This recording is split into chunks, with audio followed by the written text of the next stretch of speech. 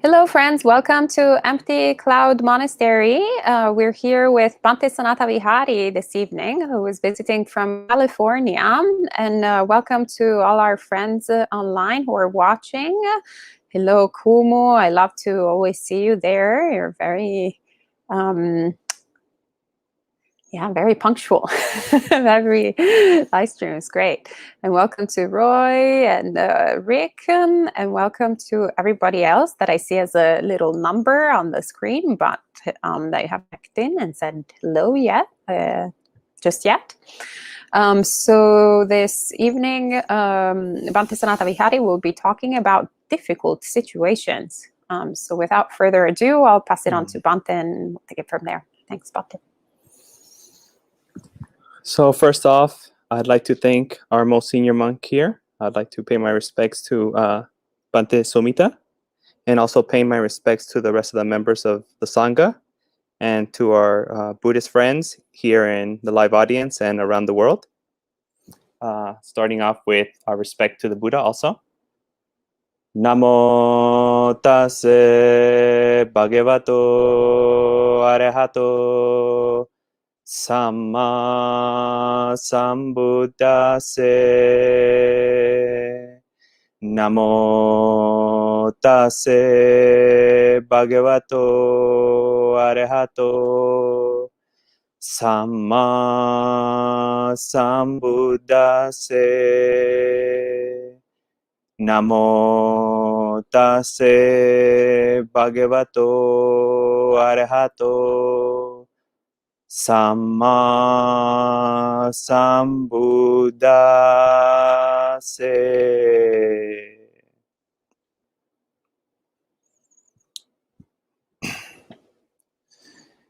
All right. So I think this is a topic that we can all relate to.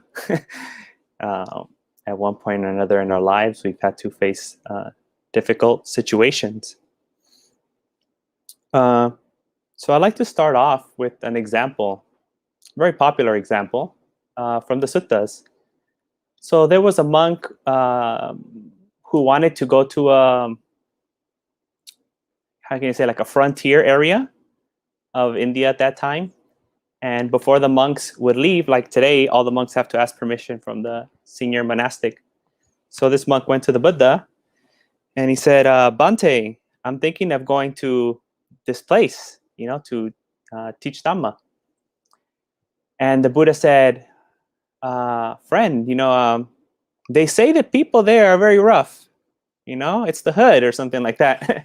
You got to be careful. And the monk was like, that's fine. It's okay. No problem. Oh, what about if they start abusing you? No problem. At least they didn't hit me. But what about if they hit you? Oh, at least they didn't hit me with like a weapon or something. It's like, what about if they hit you with a weapon? Well, at least they didn't stab me or cut me. It's like, what about if they cut you, stab you? Or at least they didn't kill me. What about if they kill you? Many arahants are looking for a way to get rid of this body, but me, without looking, it came to me. So I'm free, no problem. The Buddha said, okay, you're ready to go. You can go. So I hope that none of us have to face such a situation like that where we're confronted, life or death situation. But, it's possible. It's possible. We can do it. And it's, I always found that that sutta very inspiring, especially because when I first became a monk, I was very excited to go like on Pindapada, although like there isn't like a Pindapada like tradition there in LA. It's like within the Sri Lankan temples that much. We usually go like join the Thais, but it's very organized. So I would go Pindapada in North Hollywood. So I don't know if any of you are familiar with one of Snoop Dogg's music videos, one of his first ones. He did it in front of this big clown liquor store. So at that time, it was the number 1 place to get robbed in Los Angeles. So I have to walk by there, Although this is like 20 years later, I had to walk by there. So North Hollywood at this time is still like top 2 or 3 in the whole city for like getting cars broken into and other kind of like theft and breaking and entering kind of things going on there. and there's like other things, drugs and homelessness going on there. So I would, I would want to go in the beginning, and my teachers were very hesitant. They're like, no, like like you shouldn't go now. Now's not the time. You can go later. It's like, no, I'm a Buddhist monk. Like I really push it. And then they're like, okay, go ahead, but you need to take someone with you. So the first couple of times, I think I took my cousin, some other people, and like they just followed me from afar and stuff like that. And yeah, I had some interesting experiences. Um, you know, I can think of some times where like some people are very, enthusiastic about their beliefs, and they just come in, like they see you and they run towards you and they rush you and they cut you off, and they start telling you all this stuff. And I just pretty much try to agree with them all the time. That's nice. Oh, thank you very much. Thank you for sharing. And then you try to get away, and they keep following you and they don't want to let you go. And then they start getting aggressive, and you just try to make your way out of there as calmly and patiently as you can. And then people drive by and they scream, mean things at you. Sometimes funny things, like we were talking about earlier, like nice bed sheets or nice dress and stuff like that. And this one time, there was a person, they had some sort of, they had some problems, and that person was following me, and they were like, I could tell that they were not all there, and they were being like really, really intense. But I just practicing, breathing, walking slowly. And then he followed me for like 2 or 3 blocks, but then he just got tired because I wasn't paying attention to him. And he left. But I could see other people were like watching, like, what's going to happen? What's going to happen? I just kept on walking. So in my personal experience, I have found one particular idea or practice or something like that, whatever you want to call it, to be the most helpful out of all of them for me in my personal practice. And that's Khanti, patience. So the Buddha said that patience is the highest austerity, asceticism you can practice. Khanti paraman tapo titika. So that's what the Buddha said. And I think it's, I think sometimes we think to be patient is to kind of like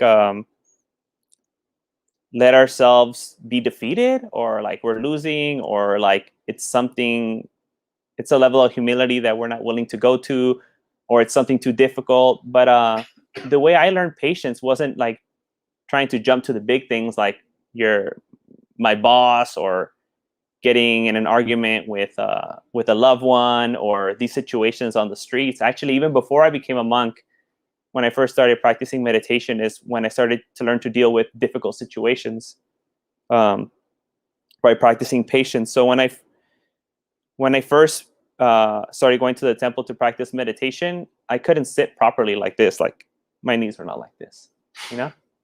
I would come in Friday night meditation, and this was my meditation posture. And I was holding, right? Like holding. So it's exhausting. And you're hunched over, like bad posture.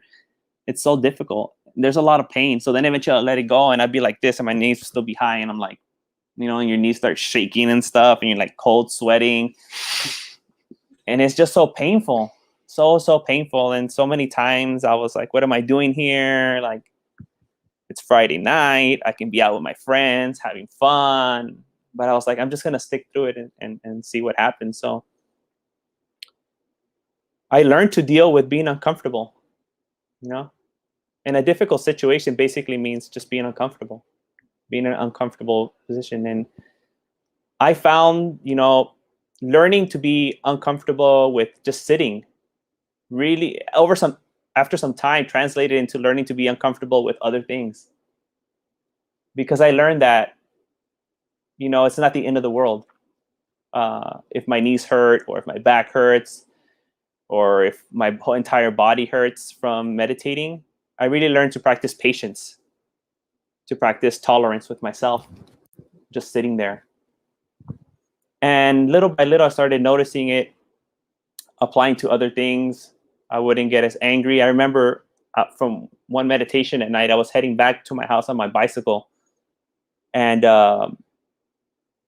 these two like teenage gang members, came up to me, and one of them was reaching in his pocket or somewhere around here, and they're both thinking like they're like really tough, and they're like, "Get off your bike!" And I just like, I don't know, like I just finished coming out of the temple, so I was in a good mood, and I was like, and I just kind of like went around them, I swerved around them, and I kept looking at them, smiling, and I kept going, and they just like followed me, like, like they were confused because I didn't give them the reaction they wanted to. But unfortunately, I didn't know this. There was a person behind me also, another person coming on their bicycle.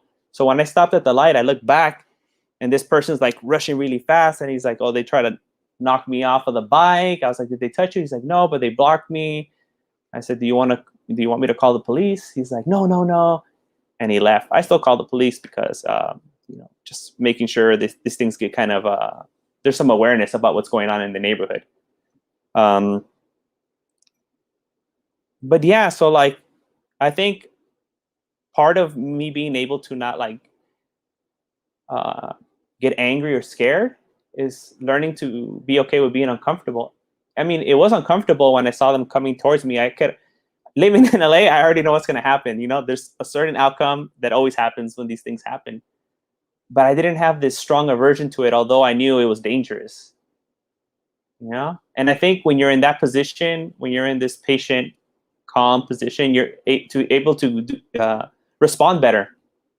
So I think when we don't have patience or in difficult situations, we find ourselves reacting. What I mean by that is just like going on past habits, and usually they're not that skillful. Usually it's some sort of like strong emotion that takes over and gets you to do things. And then a couple years later, I was riding the bus to go to school, and then this gang member gets on, and he comes up to me, and he says, "Are you Thai?" And I was like, "No, no, I'm not Thai." "Are you a Buddhist monk?" I said, "Yes, yes, I'm a Buddhist monk." He goes, "Well, I just want to let you know that, the other day I beat up some Buddhist monk, and this is something gang." And he was just standing there looking at me, and I was like, "Okay, just I forget exactly what I said, but and then he was like confused too. He gave me like this confused look, and he's like, "Well, I'm just letting you know, homie." And then he went to go sit in the back of the bus, and he was looking at me the whole time, and I was just sitting there. I was ready, like trying to get to go to school, and then when he was getting off, he looked at me, and then after that, I really noticed like, oh, wait a minute, like he was trying to intimidate me, like, and he didn't get the reaction that he wanted, and so it was very interesting. So I did know when he was coming towards me again, because I grew up in LA. I know this kind of situations are not going to be a good one, but I learned to be comfortable in these uncomfortable situations. So now that I gave you a couple examples, I want to teach you like my particular insight, how to be able to develop, to act skillfully, how to develop patience with difficulties. So for me, the most helpful thing was to be aware of the body. The body gives you signals when things are happening. The problem with us is that most of us live up here. We're all following the narrative, but if you pay attention to your body, as soon as it notices something like a sound or it sees something, there's within a second, there's some sort of something that happens in the body, right? If something looks nice, it gets excited and it wants it. If something looks dangerous or painful, it kind of recoils from it. So I noticed that when difficult situations would arise, especially for me, I would always get a gut feeling about it real quick. Like I could feel my stomach like tighten up. And that was always an indicator of me being uncomfortable. Even before in my head, before I started telling a story like, oh, I don't like this, this is uncomfortable, oh, this is dangerous, or whatever the story was, before the story even started, I would always notice this tightness in my gut, like just clench up. And then I would notice like, here, this too, like a little this. in the neck and the shoulders. Then you notice, like, I would notice my face getting tense up. You notice obviously then your heart rate, your lungs, like all of this, then sweating. And then you get to the point where you just either like run away, you cower, or you fight, or you do whatever you need to do to try to deal with that uncomfortable situation. But I think if we really become aware of our body, we can really pick up on all these little cues and stop it before we get into this usual habit that most people in the world have when they feel uncomfortable situations, that they either cower from it, they try to run away from it, or they want to fight it, instead of approaching it with some equanimity, some patience, some compassion, some understanding. But there's no understanding of what's happening out there if you don't understand yourself. First, you have to understand yourself. And that's why I've really, even up to this day, most of my practice has been, when it comes to the practice of Satipatthana, it has been on the body, Kaya Anupassana, watching the body, and Vedana Anupassana, watching the affect. What kind of affective tone? How does the mind? What's the flavor of the mind when something happens in the body? Because there'll be some like physical sensation, and then there's some sort of like emotional reaction to it. And then from there, the thinking starts, and then I want to do something about it. But if you can catch it all the way when you just feel some little tightness or stress in the body, you can learn how to stop this whole process from ever happening. So I really, really like to focus on my body all the time. So I'm always like aware when I go out and I meet people and I talk to people. I always try to keep part of my awareness inside. And that's helped me many times to realize that I'm uncomfortable with something when I don't even cognitively know that I'm uncomfortable. Sometimes people will say things that are not offensive or anything.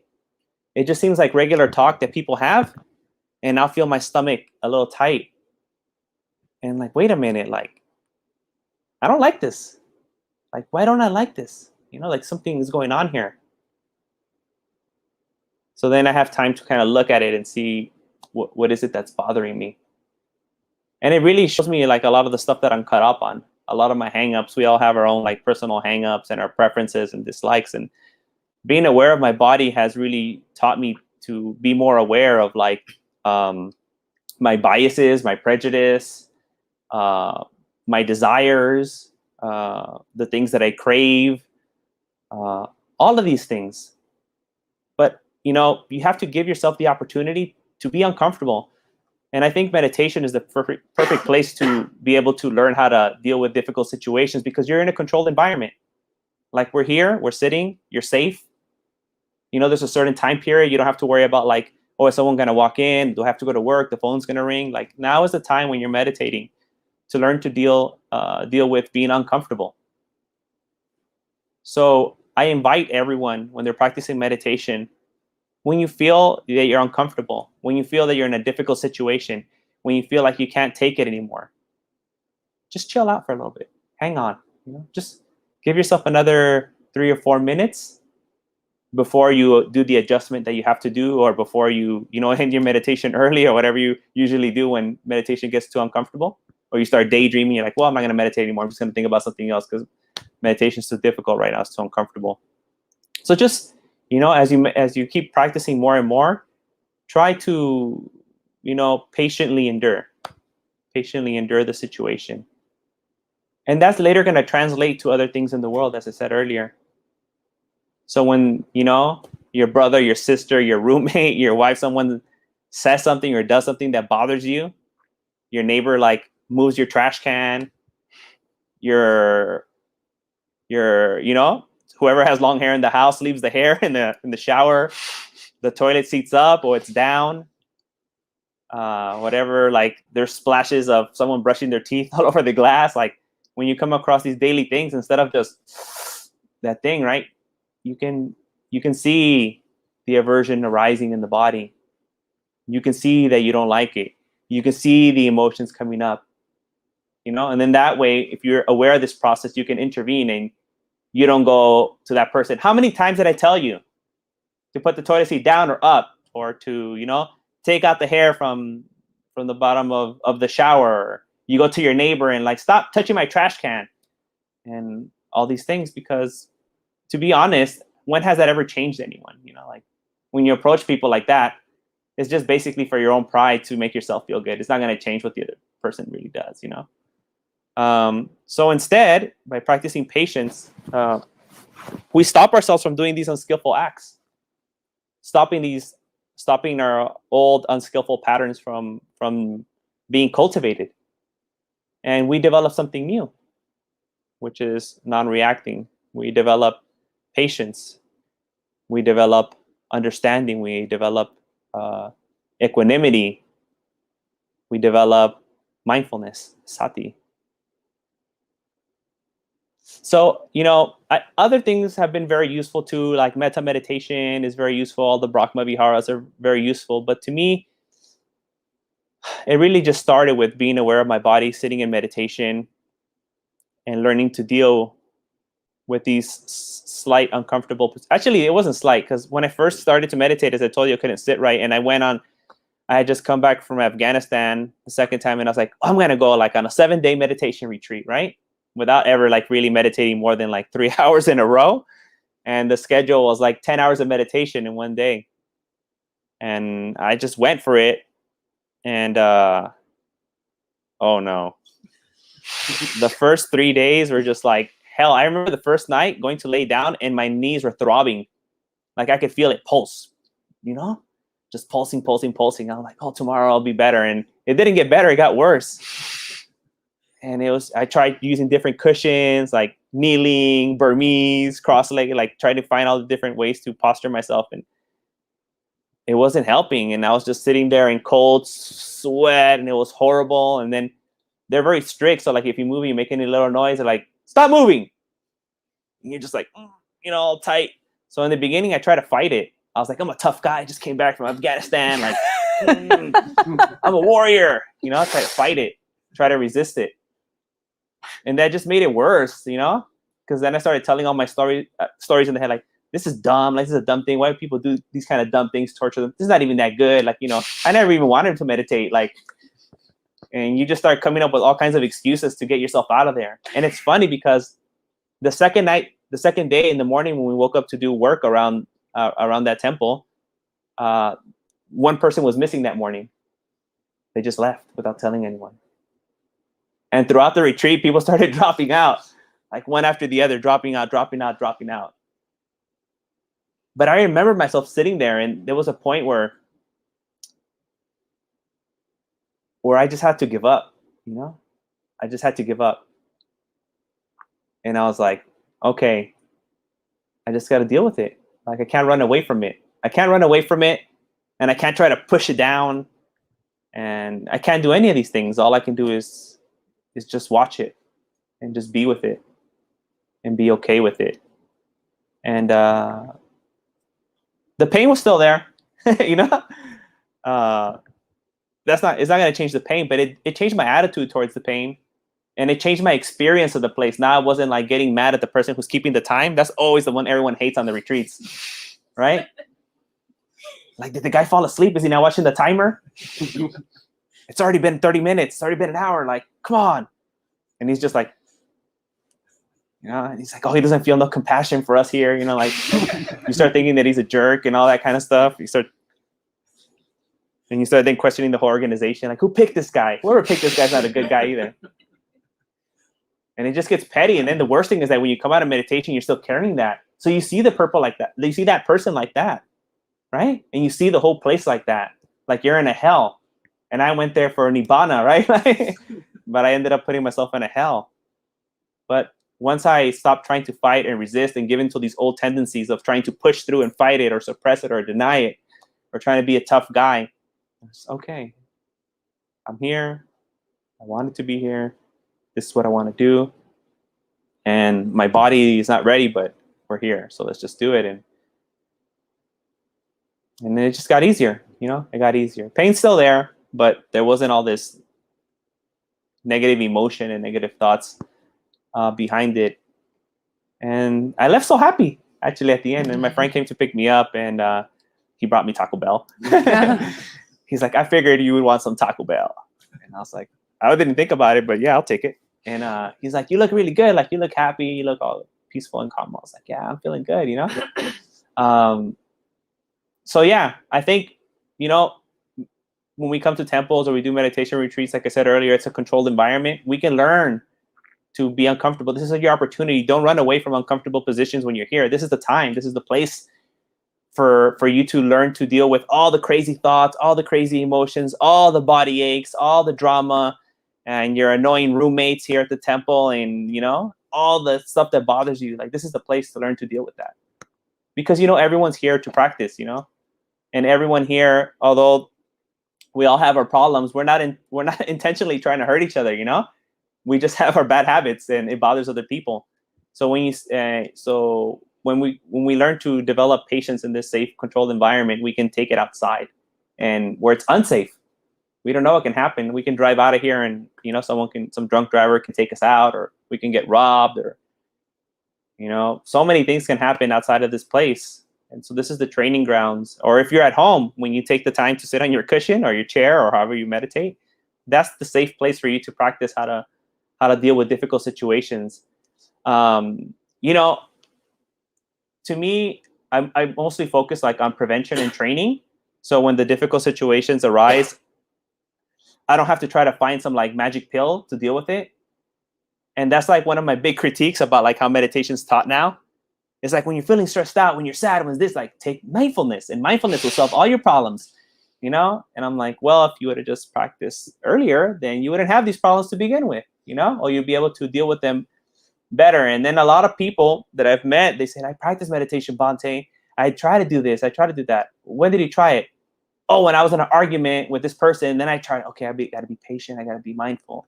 It's like, what about before? Were you mindful before you got into the argument? No, I was just doing my own thing. You know, so they're trying to use the meditation as a Band-Aid. And I think success that way with meditation is very rare, you know? I like to give the example to the people that I know about, like, suppose like you light a candle in your house, right? And then it tips over. And then you see it, and you're like, oh, it tipped over. Oh, it's burning the floor. Okay. It's burning the walls. Oh, the room's on fire. Next room's on fire.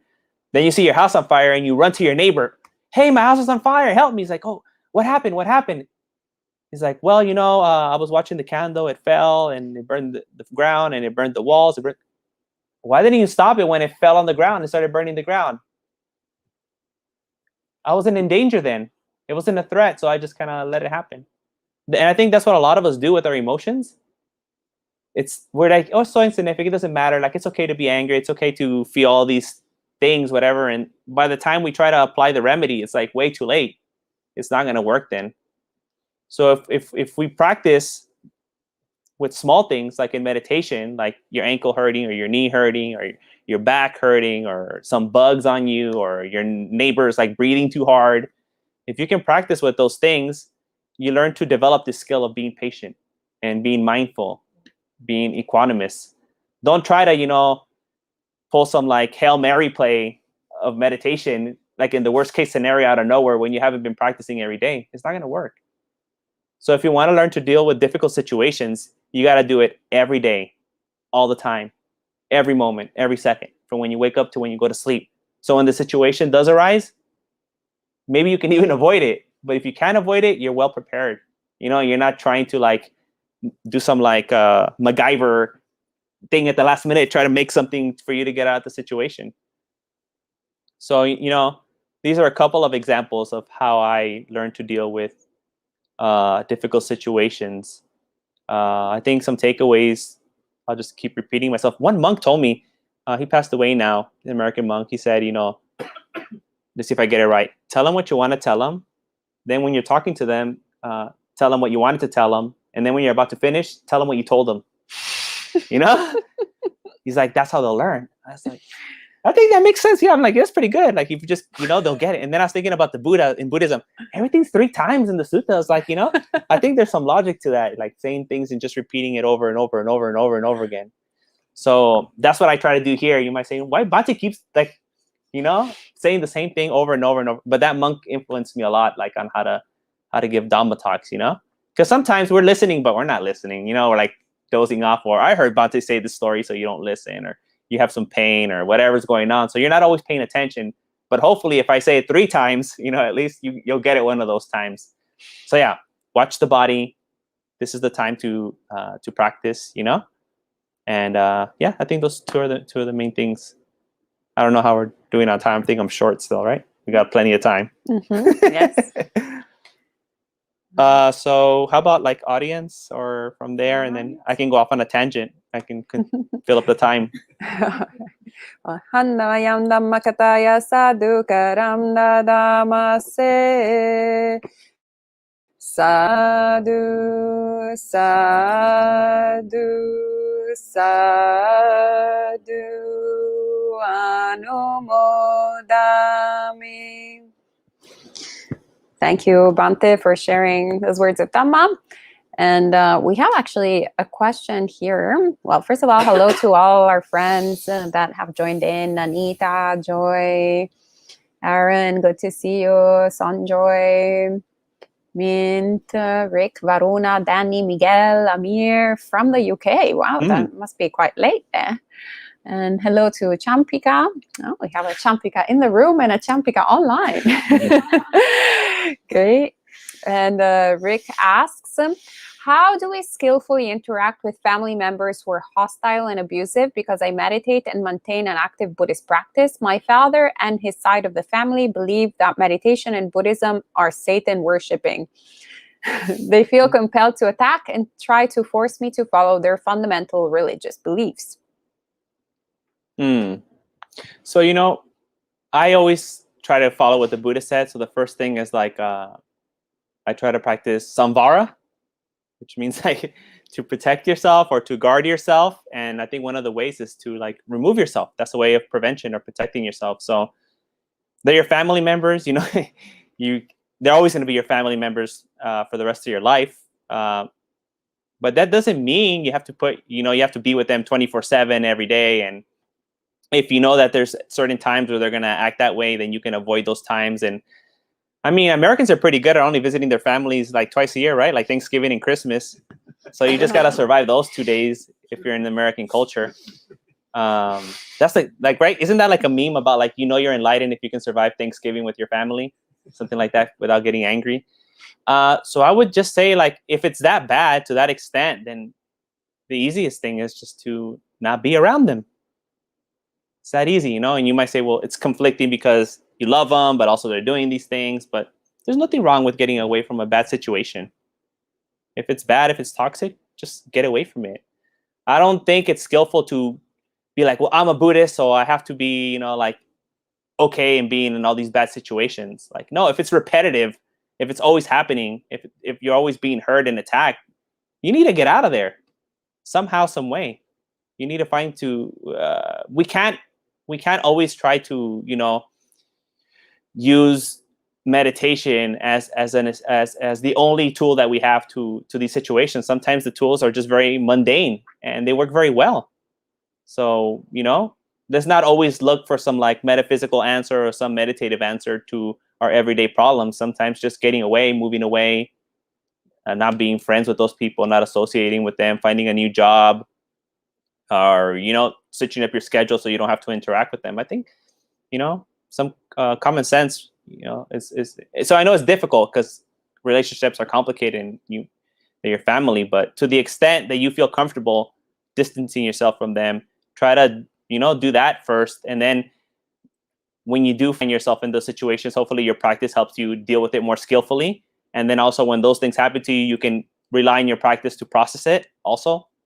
So just continue your practice, but at the same time, protect yourself. And no matter who, no one has the right to abuse you. Either your father or your mother, no one has the right to treat you bad. And we have to remember that sometimes. Sometimes we give people a pass for certain reasons, but no one gets a pass on this. Great. Thank you, Bhante.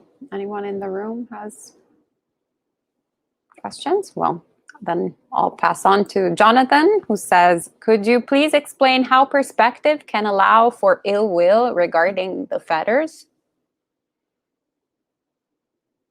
How perspective can allow for ill will regarding the fetters. I mean, if you already wake up in the day and think that everyone's a jerk, then yeah, right? If your view already is that everyone's mean and undeserving and whatever your story is about the world, then obviously it's gonna lead to unwholesome states, and it's gonna lead to cultivating all those things that we need to surpass. So what you need to do is to always rely on samadhi then, and have the harmonious perspective, or the right view. So yeah, just look at your mind and see what is it that you're thinking about others, and then you have to change it, and you need to come at it from a way of like loving kindness, compassion, and renunciation. I think that Samma Sankappa is really tells us how the kind of lens we have to kind of see the world in, and that's what I would do in that kind of situation. Great, thank you, Bhante. And Aaron asks, it seems that aversion is often suggested by venerables. Mm-hmm. But when we do not face bad actors, do we not allow the perpetuation of bad actions?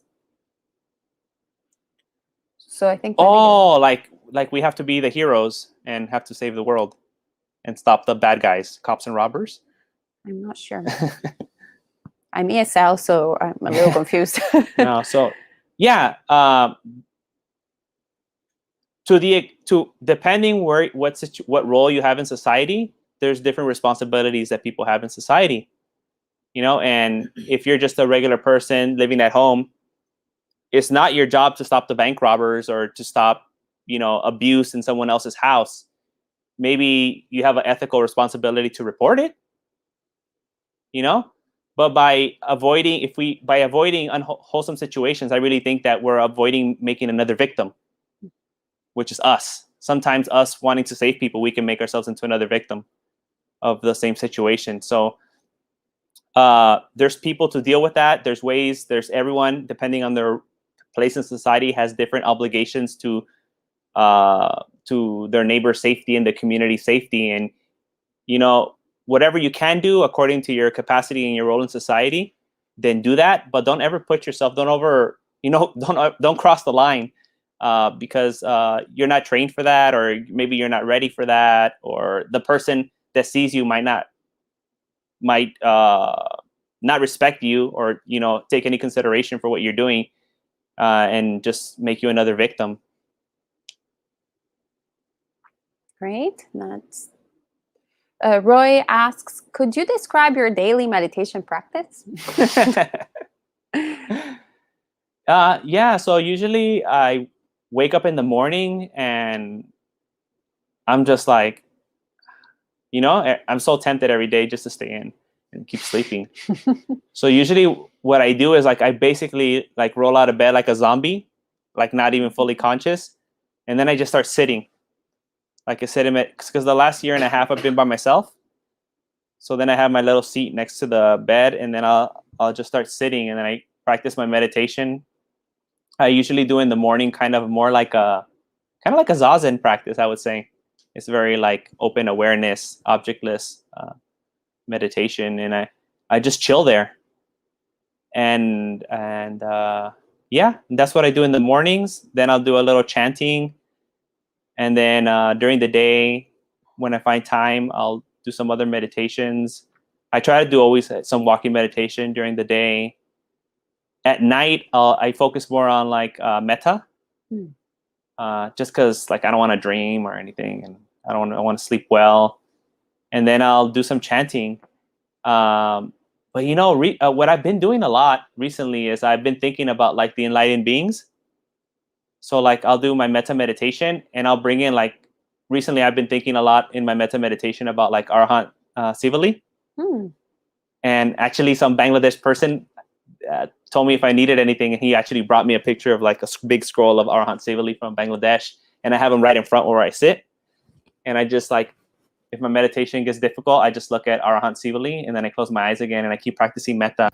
And I'm thinking like, sometimes I imagine myself like bowing in front of him and touching his toes like this.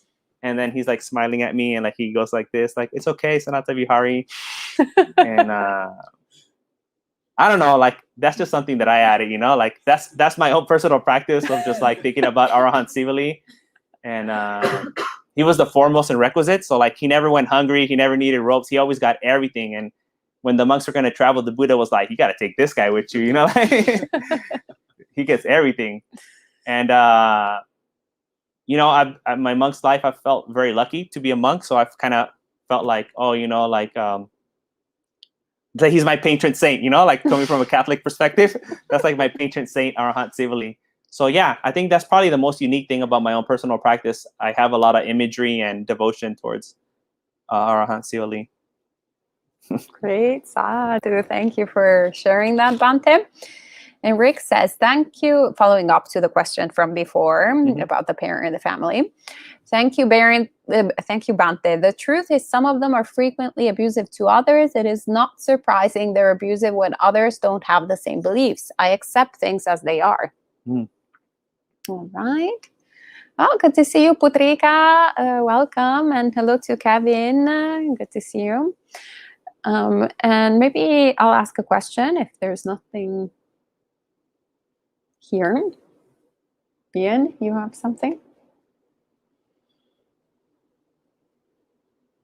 You want to think about it a few more seconds? I would guess my question would be, what is your advice in order to find a good balance between cultivating fearlessness and at the same time not being reckless and getting into a sort of harmful situation for oneself and others, actually?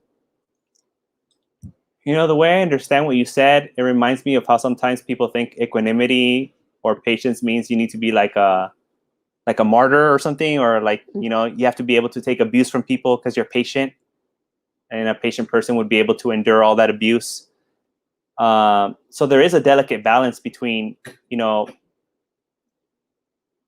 being okay in a difficult or dangerous situation and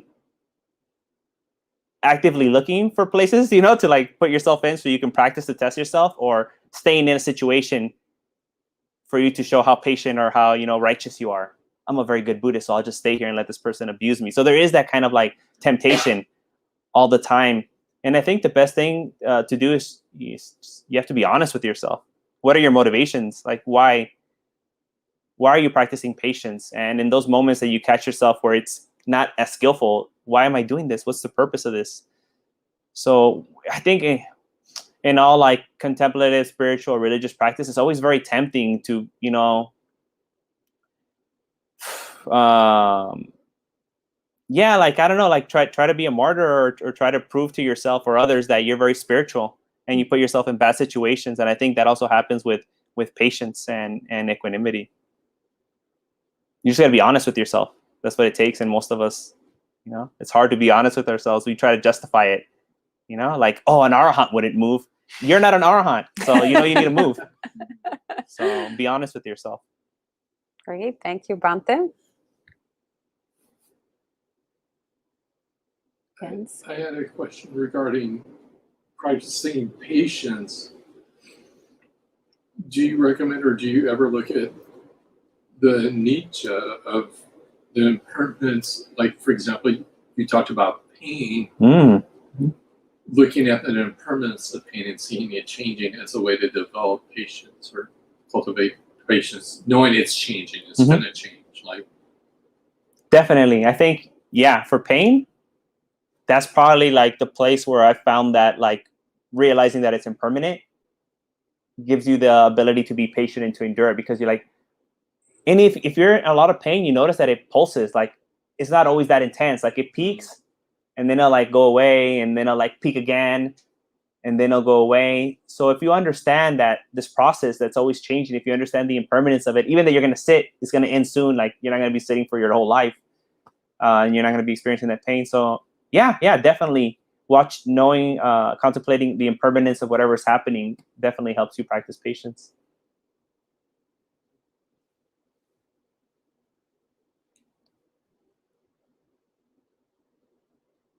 Have another question? Well, just Great. kind of following up on that.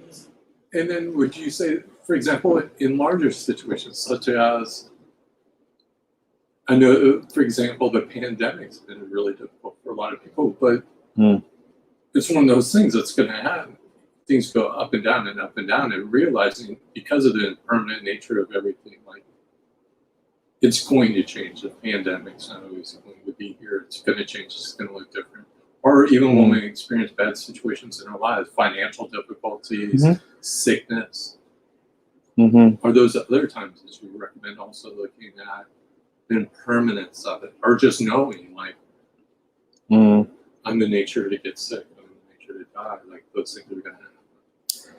You know, I think what you're suggesting is like right, and it's the ideal, but I think it's very like it's difficult for people to get that way by just thinking, you know, like something bad happens to you and you're like, oh, well, everything's impermanent. Well, like or trying to rationalize it. Like, I think sometimes we're over intellectualizing things. And if you're honest with yourself, when it comes to like thinking or being rational and you being emotional, like emotions almost always win. So when you find yourself in that like situation where someone died or something happened in the pandemic or something horrible's happened, it's really hard to think your way out of it.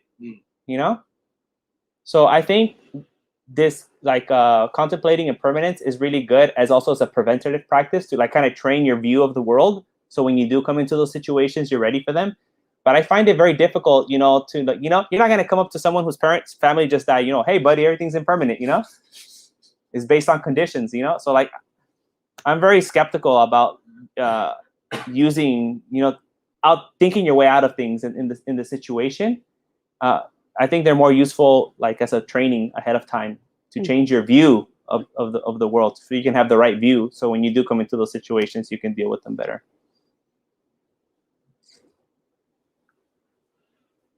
And Anita asks, so Bhante, what would be the breakdown of acting through right speech? Also, your speech, you can do a couple of things. You can check if your speech is like wholesome for you, wholesome for others, wholesome for you and others. You can check if your speech comes from like a letting go, nekama. It comes from a non-hatred, which is like metta, and comes from a non-cruelty, compassion. So I think those were like the two lenses or the two categories, systems of categorization that I would use to see if my speech is like good or not. That was the question, right? Yeah. I believe so. Yeah. Thank you.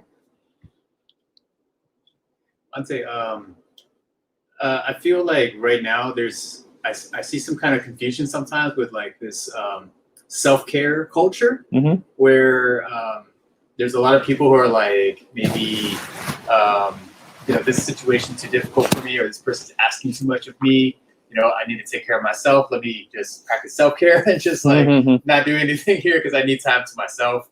So it's like, how do we navigate between like, okay, this is me taking care of myself, or like, when we do need to just endure or do something for someone else, like how do we navigate making that decision? So I think for everyone is different because everyone has different thresholds of what they can tolerate. Everyone has different capabilities and different tools, like maybe monetary or like things that they know in their mind. So for everyone, it's going to look different. But I would say kind of like in general, the Buddha said, if one takes care of oneself, one takes care of others. And if one takes care of others, one takes care of oneself. So you always kind of have to think in this kind of like symbiotic nature of your actions and what you do. And self-care also has to be beneficial for the people around you, right? So the ideal self-care would be something that will produce wholesome states in you, which in turn would lead you to relate to other people in wholesome ways. And that's how they would benefit from it too, right? But yeah, it's very tempting with self-care, like to kind of use it as an excuse not to deal with people and do unwholesome things. Like in LA, like, like people post pictures of them like at the club drinking, like, oh, I'm practicing self-care. Or like they're getting high on marijuana, like I'm practicing self-care, but they don't have any sickness. They just like smoking it. They don't got cataracts or anything. So you know, people will try to use it as a hall pass to like do whatever they want. And you know, especially in the field that I'm in, like in like psychology, it's pushed a lot. It's pushed a lot to practice self-care, and it's never really effectively communicated to us like what is the way to practice proper self-care where it doesn't become like selfish. And self-care is like it's become commercialized too, right? So self-care industry is about making money for someone else. So you have to think about like when someone tells you self-care, like what are they trying to sell me?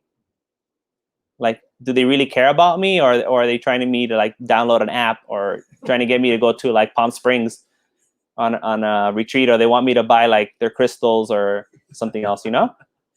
So always, you know, be careful. So I would just say when it comes to self-care, you have to think the intention has to be, by doing this, I'm helping others. And if you can't come to that next step that it's going to help others, then it's probably not self-care.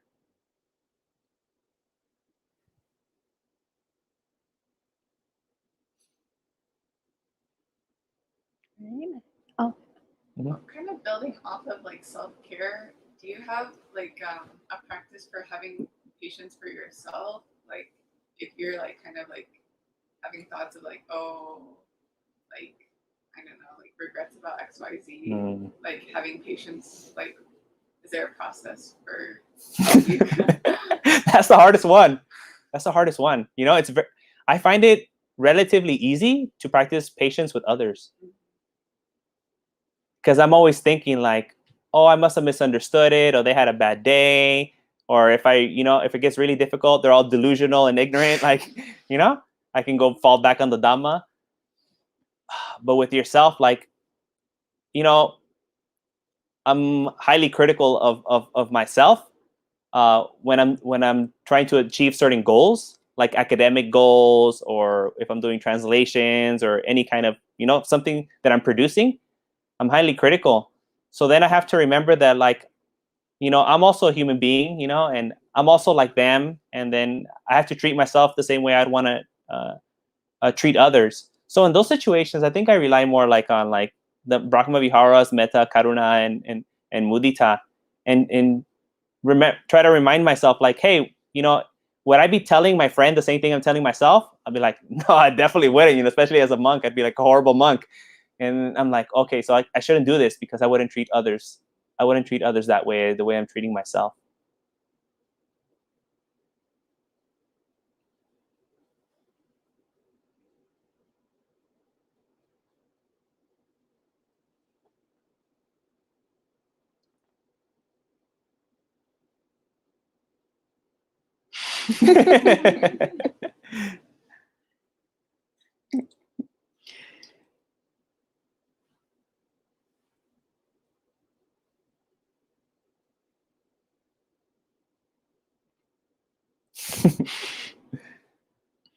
Still brewing.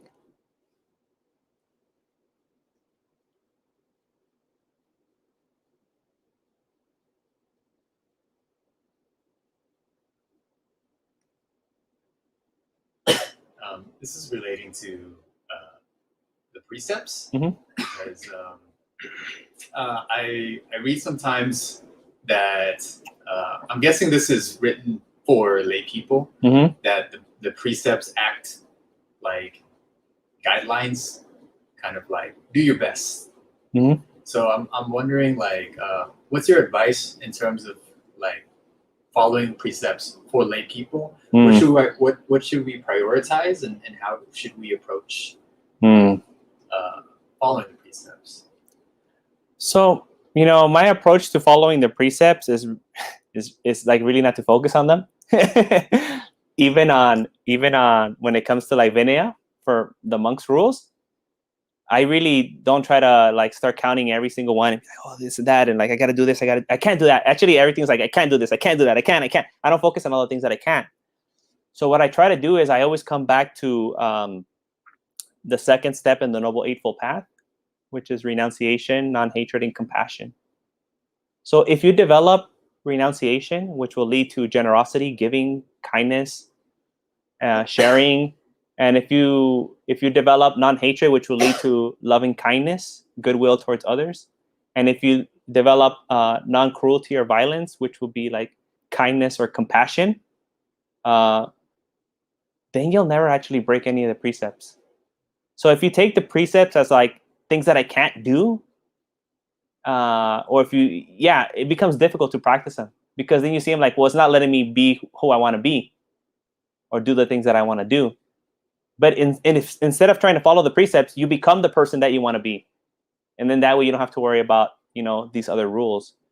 So I really focus more on developing the virtues, the mental states, because I know if my mind is full of metta, I'm not going to kill, I'm not going to steal, I'm not going to harm, I'm not going to cheat, like I'm not going to do any of these things. So instead of focusing on like the things that I can't do, I focus on like, what can I do? Well, I can develop loving kindness and compassion towards all beings. I can develop generosity and giving. And I know by developing these things, those unwholesome thoughts and emotions will never arise in me that will lead me to break the precepts.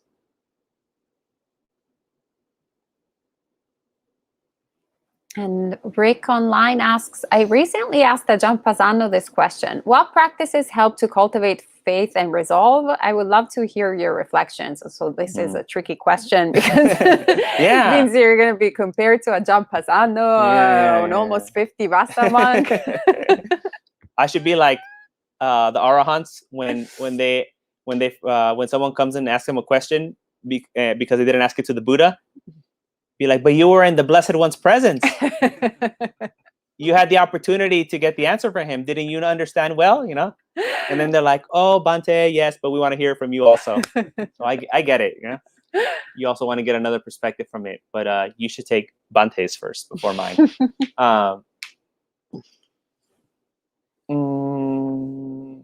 Can you say it one more time, please? And then that way... What practices help to cultivate faith and resolve? Actually, so I think I can tie this back to what I said earlier. So, to me, all the Arahants are like, the Avengers or something like that, right? Or like the Justice League. So I find myself looking at their qualities, not like really at them personally, but looking at whatever they were foremost for and drawing from that, and then pulling that into myself, and then wanting to like, be like that. So as I said earlier, I have my own personal practice of like, a lot of devotion to Arahant civilly, and that in the last year has really like changed my practice. But I had to learn who he is first. Like, who is Arahant civilly, right? His story and all his things, and that brought a lot of devotion. And I also I remember in the beginning, because I was trying to be a tough guy, I was always trying to like channel Mahakasapa. It's like, oh, he's so tough, like tough heart ascetic in the forest and stuff like that. And that would help me through it too, like what would Mahakasapa do? Arahant Mahakasapa do? So I think if you get to know the Arahants, if you get to know the Buddha, if you understand them, you read their stories. There's a great book by Bhikkhu Bodhi, right? About like about all the followers of the Buddha. He pulls from the suttas. So I recommend that book. And the more you get to know these enlightened beings, the more you can draw from them, from their own personal accounts. Therigatha. Also, you get to learn about a lot of monastics and awakened beings. So I would suggest get to know them. Sometimes we focus too much like, oh, what is Paticca Samuppada? What is, the Panchakanda and like Satabojjhanga? And we get all technical and we're like, doing like equations in our mind about all these Buddhist ideas. But I think if we create a relationship with the Dhamma, we create a relationship with these enlightened beings, then sometimes these kind of things that you don't even have to do it, because like I don't know, it just happens spontaneously, or you emote these amazing, superheroes. As I said the other day, one of the things that they call the Buddha is Mahaviro, which is the great victor, the highest, the great winner. If we draw on these qualities, these heroic qualities of the Arahants, at least for me, it draws a lot of saddha, a lot of devotion towards them and towards the practice. Great, thank you, Bhante. And Aaron is asking, a family member asked me, how do monks get their Buddhist name? Well, technically, this one is a little bit off topic. We have monk chat for that, but since it's brief, we can give a short answer. The preceptor decides it. Yes. So you don't have to wait till Friday. And Shane asks, do you have any tips for developing renunciation? Yeah, patience.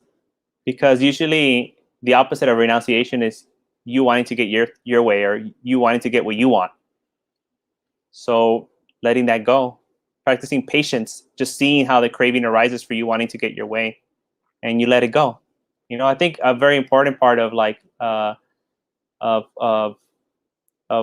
we think about like dana, about giving, is like the other side of it, which is like letting go of what we want to do. Because dana is the opposite. What do others want to do? What can I do for others? So I think if you practice patience, every time you feel like you want to do something, like I want to change the channel, I want to check my phone, I want to scratch my head, it's going to be able to help you with these kind of situations. Great, thank you. And Kumu asks, Bhante, is there a sutta devoted to Arhat Sivali? He appears in suttas, but there's no sutta. Bhante, do you know of a sutta that's dedicated just to Arhat Sivali? I can't think of any. Sivali Parita. Oh, that one. Yeah. The Parita chanting. Yeah. Actually, you know, the first nights when I was here, I was having trouble sleeping because of the time thing. And then I was like, oh, you know, like, what can I do? And a lot of the times I would do like some stretching or stuff like that, but it's so squeaky around here. You know, I was like, oh, I don't want to disturb Bhante Sudaso, like me doing my yoga and making all, and then other people are going to think it's haunted. Like, oh, there's some ghosts going around. And then I was like, oh, what can I do? What won't bother Bhante? And I was like, oh, I'm sure if I play the Sivali Parita on my phone, like, it won't bother Bhante Sudaso, you know? He'll be like, oh, how nice, you know, he's listening to that. And so that's what I did the first 3 nights. And the first night I had to play it twice. It was like 15 minutes or like 30 minutes. So I just listened to the Sivali Parita those first 3 nights. And after I listened to it, I just knocked out right away. But actually, like, if you really want to know his story, like, you know, it's hard to find stuff. I had to go into like Burmese websites to find like more about Venerable Sivali's like life. And in Thailand, he's very famous. Like, people carry him like a little amulet. Even in Sri Lanka, like most of the houses have Bhante Sivali's picture. Every house. Oh, I didn't know that. Great, he's very popular, it seems. Yeah. All right, any other questions or comments or thoughts? Ian, come on, you can do it. So I was reading an anthology of the discourses, and it seems one of the methods to deal with distracting thoughts is to clench the teeth and to press the tongue against the roof of the mouth. But I also heard somewhere else that the Buddha advised against this practice. You're talking about the Vitakasantana Sutta, where the Buddha gives 5 different techniques to deal with like disturbing thoughts or emotions. The first one is to replace the unwholesome state with the wholesome state, right? And then, I remember the order of them. I remember all of them, but not the order. So one of them is to like slow the thoughts down. The other one's to think of the consequences. The last one is the one you said about grinding your teeth. And I'm missing one. Anyways, the way I saw it is that the last one is really just kind of like an emergency brake, you know? So think about it. You have the thought or emotion of like punching someone in the face. So you're like, oh no, metta, right? And you try to change it. And you're like, oh no, let me think of the consequences. Well, I can get fired. I'll go to jail. You're like, I don't care. I'm willing to go to jail. I'm willing to go back. They can take me. And I'll do another year. And then you're like, oh no, I can slow down my thoughts by taking control of my thoughts and calming them down. So, the other one is to kind of point your attention in another direction at something else. That's the other technique.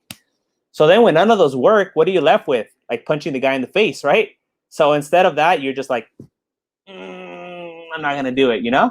So it's like an emergency brake. It's not gonna, if you hit the emergency brake, you're not gonna go forward in the Eightfold Path. It's not gonna help you develop the path, but it does stop you from doing something bad. right? So the other ones will actually help you go forward. Like you can go to the left, you can go to the right, and you can downshift and then, slow down a bit and keep going. But this last one is like to help you at least not do a bad thing. But it's not going to help. It's not like a recommended technique for you to use all the time, because it's not going to help you develop your mind.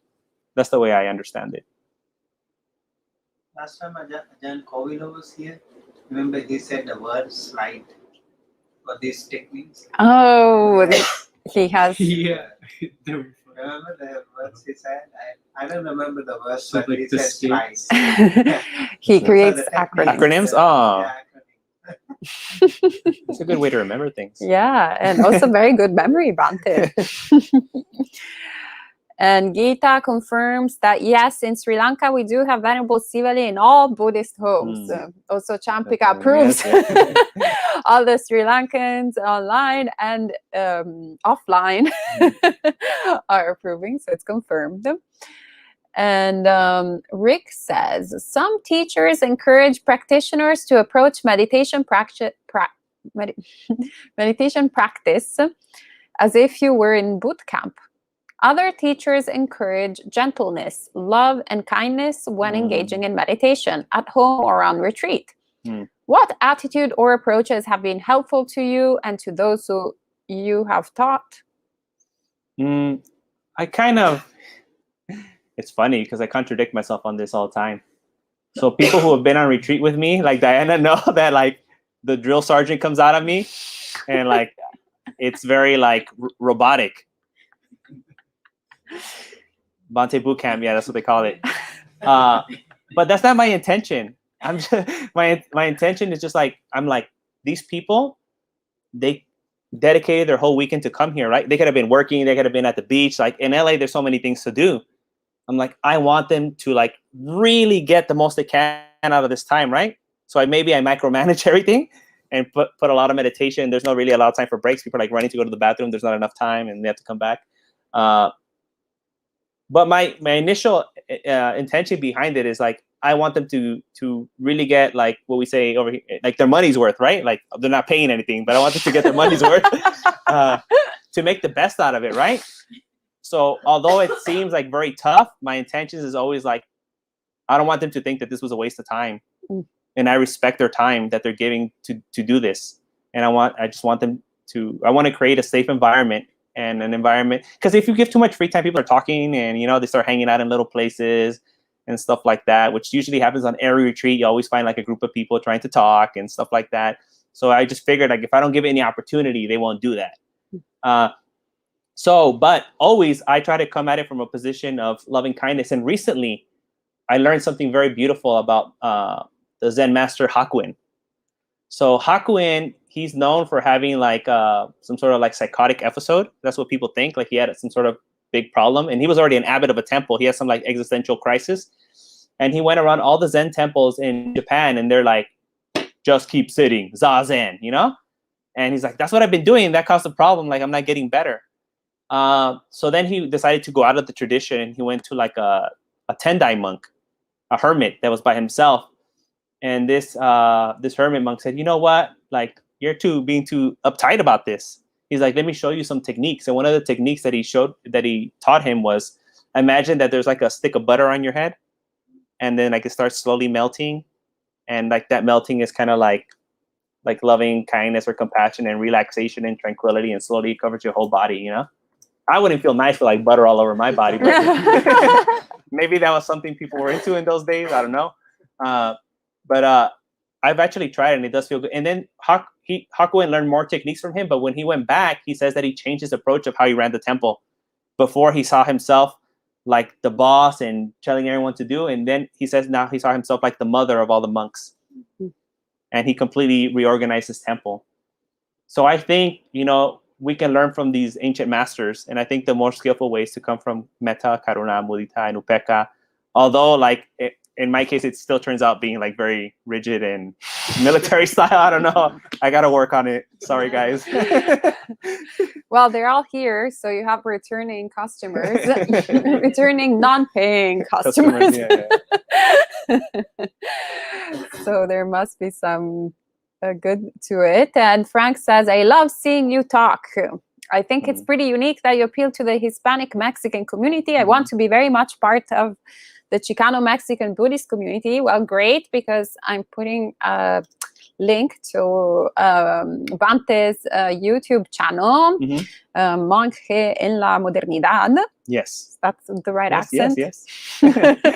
Well, because if it's not English, it's Italian. So I just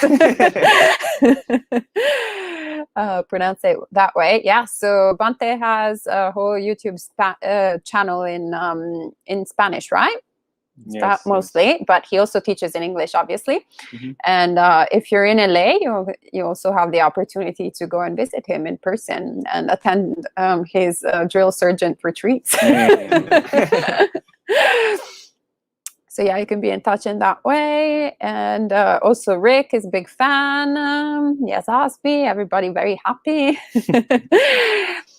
All right. And Venerable Kanti, I think it's a monastic. So, hello, Venerable. And that was the last question and comment. Unless something else coming here. All right, so maybe that's all for this evening. So thank you, Bhante Sanathavihari. Oh, actually we have, oh no. All right, so thanks, Bhante.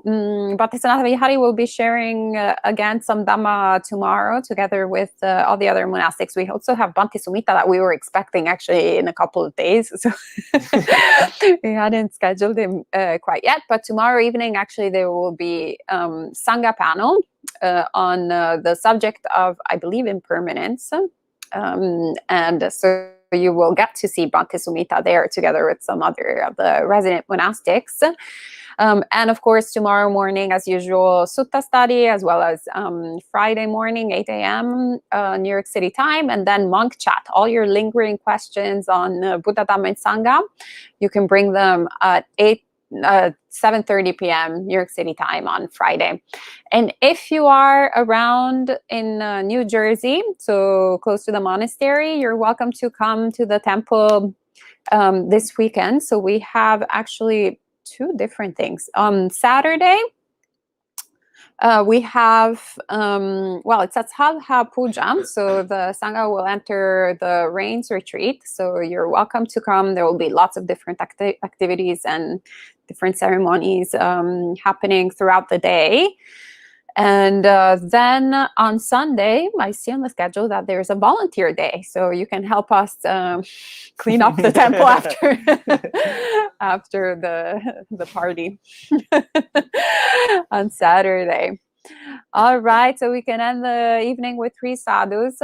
Sadhu, sadhu, sadhu. May you all be well and happy, and may all good things come to you.